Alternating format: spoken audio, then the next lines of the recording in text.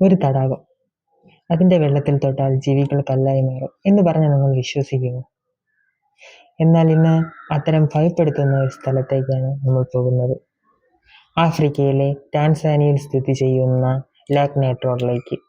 ഈ തടാകത്തിന്റെ തീരത്ത് പക്ഷികൾ, വവ്വാലുകൾ, ചെറിയ ജീവികൾ എന്നിവയൊക്കെ കല്ലുകൾ പോലെ ഉറഞ്ഞ നിലയിൽ കണ്ടെടുത്തിട്ടുണ്ട്.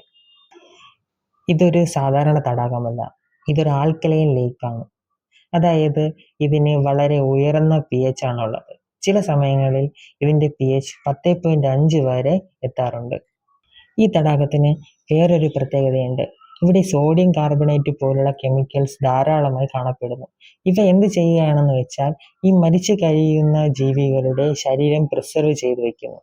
ഇതുമൂലം ഇവയുടെ ശരീരം സ്റ്റോൺ ലൈക്ക് സ്റ്റാച്യൂസ് പോലെ കാണപ്പെടുന്നു. ഇതാണ് ഈ കല്ലായി മാറുന്ന പ്രതിഭാസത്തിന്റെ സത്യം.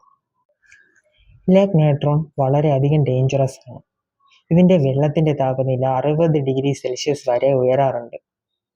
ഇവിടത്തെ വെള്ളത്തിൽ സ്കിൻ ടച്ച് ചെയ്താൽ ബേൺ ചെയ്യുന്ന പോലെ ഫീൽ ചെയ്യും. അതുകൊണ്ട് തന്നെ ഇവിടെ ജീവികൾക്ക് സർവൈവ് ചെയ്യുക എന്ന് പറയുന്നത് വളരെയധികം ബുദ്ധിമുട്ടാണ്. പക്ഷേ ഇൻട്രസ്റ്റിംഗ് ആയ ഒരു കാര്യം കൂടിയുണ്ട്. ഈ ലേസർ ഫ്ലമിംഗോകൾ ഈ തടാകത്തിൽ ത്രൈവ് ചെയ്യും. കാരണം എന്താണെന്നറിയാമോ?